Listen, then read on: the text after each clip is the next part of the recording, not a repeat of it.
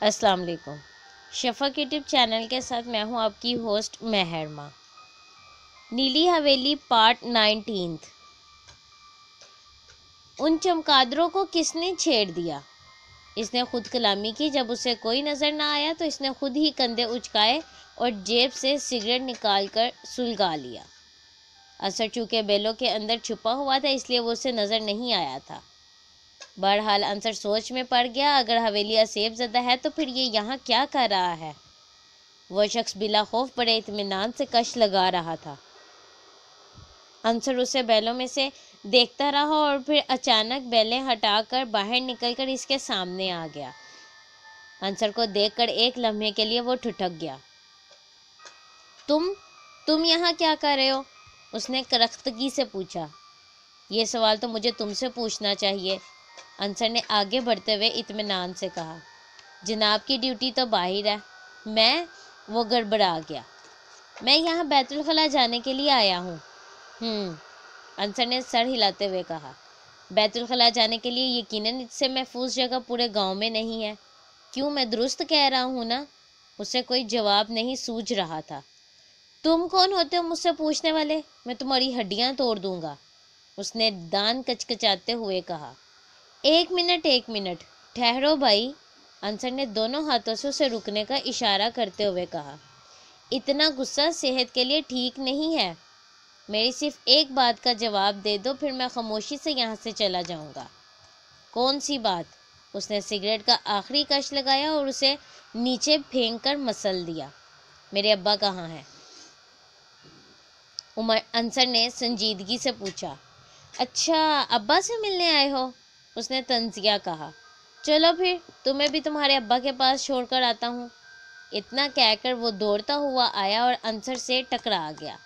انصر اس اچانک حملے کی تاب نہ لا سکا اور نیچے گر گیا۔ ابھی وہ ٹھیک سے کھڑا بھی نہیں ہوا تھا کہ ہٹے کٹے بدماش نے زوردار تھپڑ اس کی گال پر جڑ دیا۔ ایک لمحے کے لیے انصر کا دماغ گھوم گیا۔ بدماش کے چہرے پر مسکراہٹ آ گئی۔ وہ اپنے دو خطرناک داؤ اس پر آزما چکا تھا اور اب اپنے تیسرے داؤ لگانے کے طرف بڑھ رہا تھا اور اس نے اپنے دونوں بازو پھیلا کر اسے پکڑنے کے لیے آگے جھکا، لیکن جیسے ہی وہ انصر کے قریب پہنچا، انصر پھرتی سے گھوما اور زوردار مکہ اس کے منہ پر رسید کر دیا۔ مکہ ٹھیک نشانے پر بیٹھا اور اس کے چہرے کا نقشہ بدل گیا۔ چودھری عمر دراز کے ملازم کی ناک سے خون فوارے کی طرح ابلنے لگا۔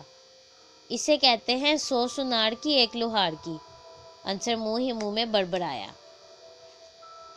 چودھری عمر دراز کے ملازم نے فوارے کی طرح بہتے خون کے بہاؤ کو روکنے کے لیے اپنی ناک پکڑ رکھی تھی۔ وہ سنبھلنے کی کوشش کر رہا تھا لیکن انصر نے اسے مزید مہلت نہ دی اور اس کے پیٹ پر زوردار لات ماری۔ وہ اڑتا ہوا کچھ دور جا گرا اور درد سے کرانے لگا۔ اس میں اب اٹھنے کی ہمت نہیں رہی تھی۔ آج پتہ چلا اماں مجھے اتنا دیسی گھی کیوں کھلاتی تھی، انصر پھر بڑبڑایا۔ اس نے بدماش کو گریبان سے پکڑ کر اٹھایا۔ بتاؤ میرے ابا کہاں ہیں؟ اس نے مری مری آواز میں کہا۔ اس کی بات ادھوری رہ گئی اور گردن ایک جانب ڈھلک گئی۔ وہ بے ہوش ہو چکا تھا۔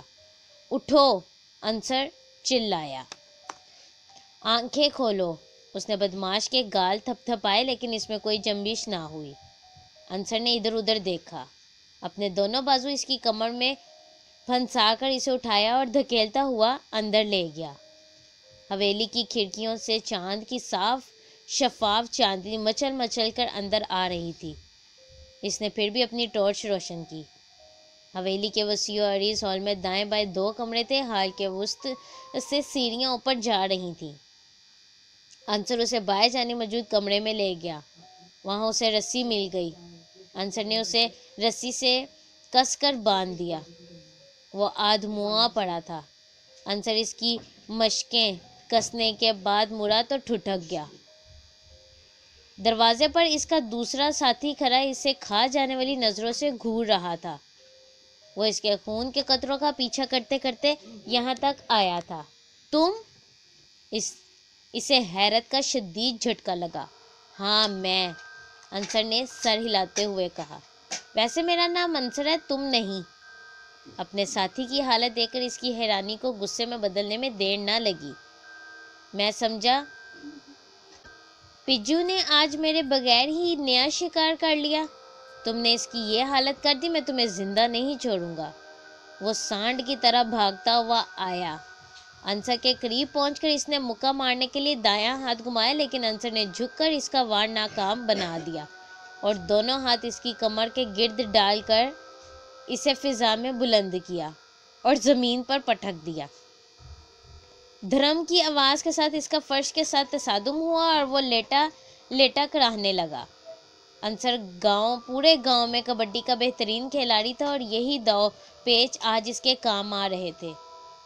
چند لمحے تک انصر اسے دیکھتا رہا، پھر اسے اٹھنے کے لیے اس کے اوپر جھکا، یعنی اس کو اٹھانے کے لیے اس کے اوپر جھکا، مگر اس بار ناکام ہو گیا۔ اس نے زوردار لات انصر کی پیٹ پر مار ڈالی اور وہ اچھل کر کئی فٹ دور جا گرا۔ درد سے اس کی چیخیں نکل رہی تھیں۔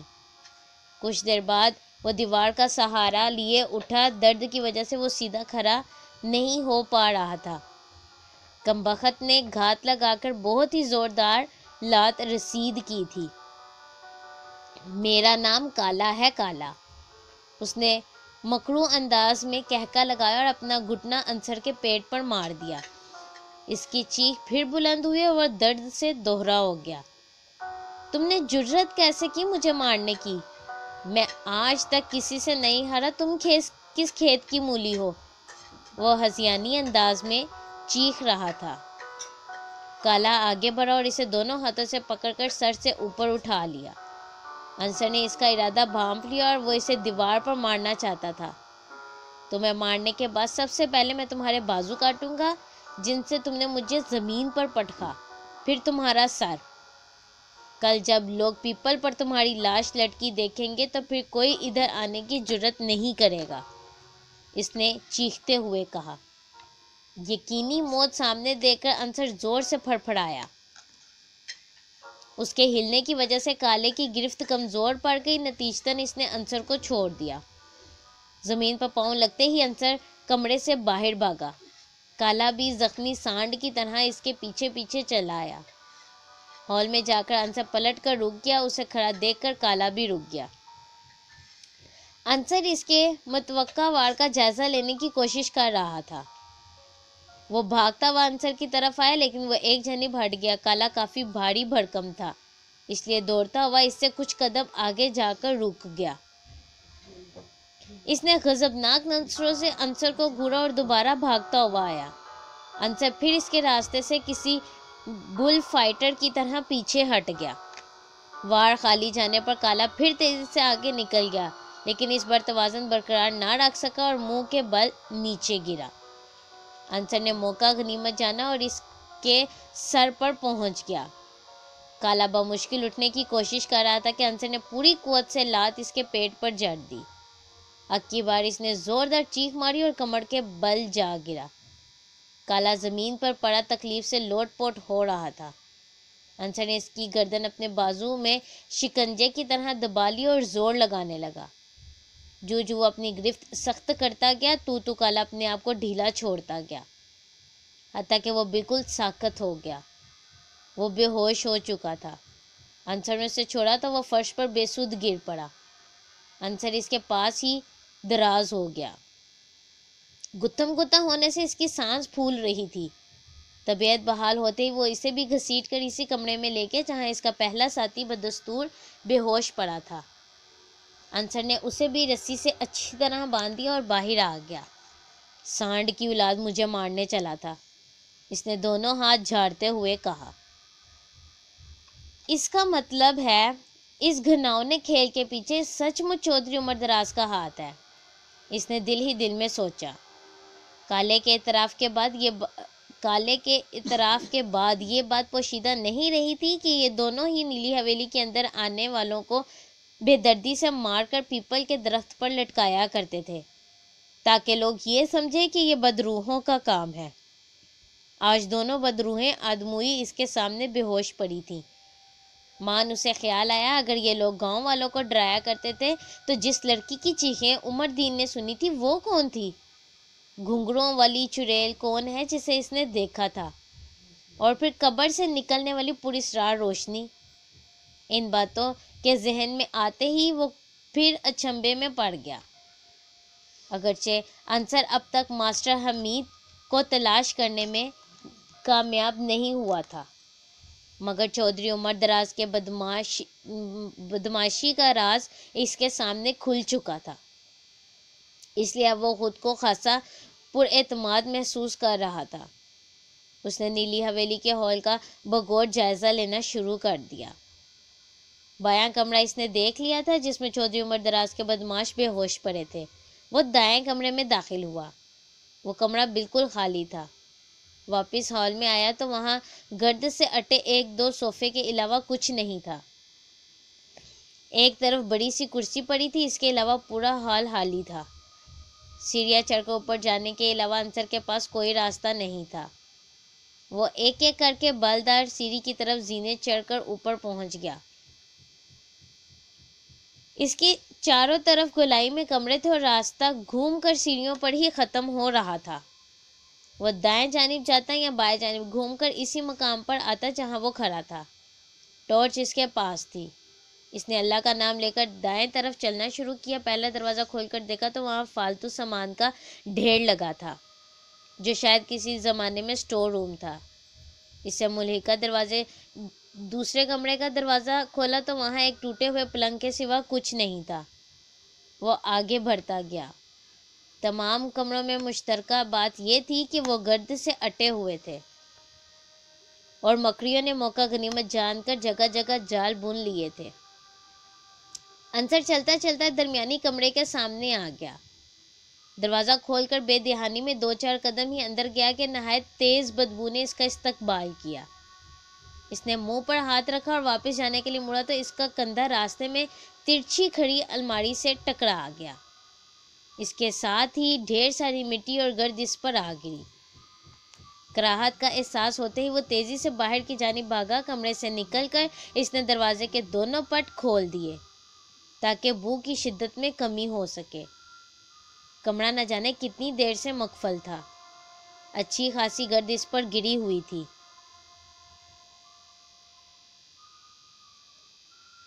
इसने खांसते हुए अपने आप को झाड़ा। दरवाज़ा खोलने का इससे खातिर ख्वाह फ़ायदा हुआ और बू की शिद्दत में खासी कमी आ गई। अंसर मुंह पर रुमाल रखकर दोबारा अंदर दाखिल हुआ। बनावट के लिहाज से कमरा काफ़ी शहाना मालूम हो रहा था।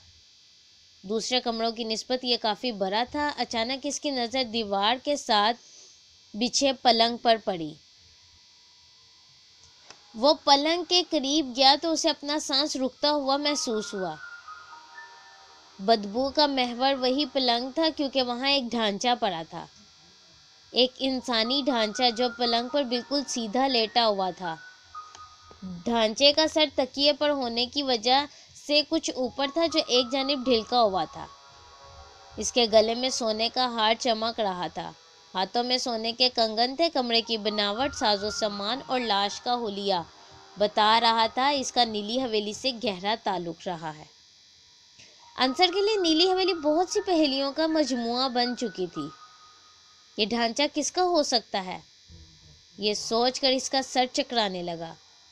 हवेली में एक इंसानी ढांचे की मौजूदगी ने उसे किसी कदर खौफ में मुब्तला किया, मगर जल्दी उसने अपनी इस कैफियत पर काबू पा लिया। उसने बगौर ढांचे का मुआयना किया। पलंग पर पड़ा पड़ा वो एक हनूत शुदा लाश की मानिंद दिखाई दे रहा था। ढांचे को वहीं छोड़कर वो कमरा बंद करके बाहर निकला। इसको अभी तक पूरी हवेली में मास्टर हमीद की मौजूदगी के कोई आसार ना मिले थे, ना ही सुराग। कितनी देर गहरी सांसें लेने के बाद इसने हवेली के तमाम कमरे देखने का फैसला कर लिया। अंसर बाकी मांदा कमरों में भी गया, मगर वो खाली थे। सिर्फ आखिरी कमरा रह गया जहां पर जाना बाकी था। बिलाखिर आखिरी कमरा आ गया।